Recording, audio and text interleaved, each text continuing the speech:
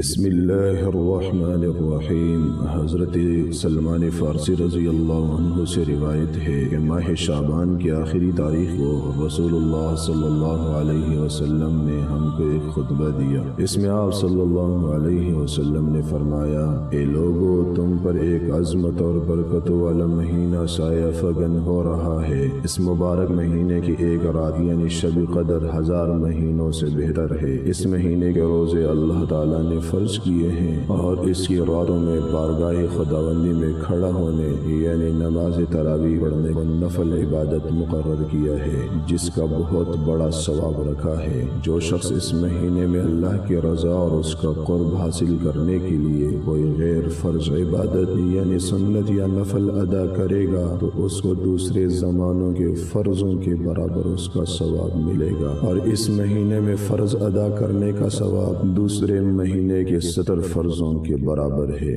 یہ صبر کا مہینہ ہے اور صبر کا بدلہ جنت ہے، اور یہ ہمدردی اور غمخواری کا مہینہ ہے، اور یہی وہ مہینہ ہے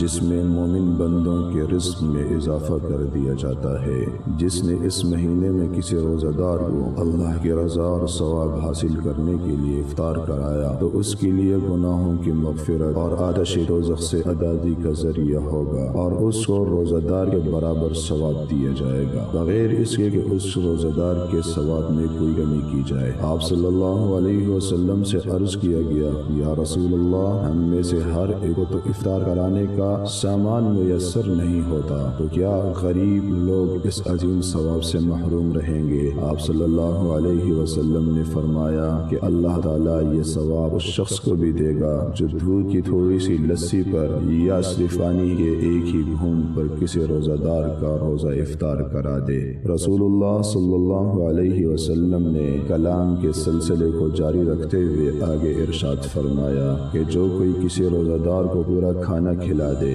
اس کو اللہ تعالیٰ میرے حوض یعنی حوض کوثر سے ایسا سیراب کرے گا کہ جس کے بعد اس کو کبھی بھی پیاس نہیں لگے گی تاں کہ وہ جنت میں پہنچ جائے گا۔ اس کے بعد آپ صلی اللہ علیہ وسلم نے فرمایا، اس ماہ مبارک کا ابتدائی حصہ رحمت ہے اور درمیانی حصہ مغفرت ہے اور آخری حصہ دوزخ سے آزادی کا ہے۔ اس کے بعد آپ صلی اللہ علیہ وسلم نے فرمایا، جو آدمی اس مہینے میں اپنے غلام اور خادم کے کام میں تخفیف اور کمی کر دے گا، اپنے ملازم کے کام میں تخفیف کر دے گا، اللہ تعالیٰ اس کی مغفرت فرما دے گا اور اس کو دوزخ سے رہائی اور آزادی دے گا۔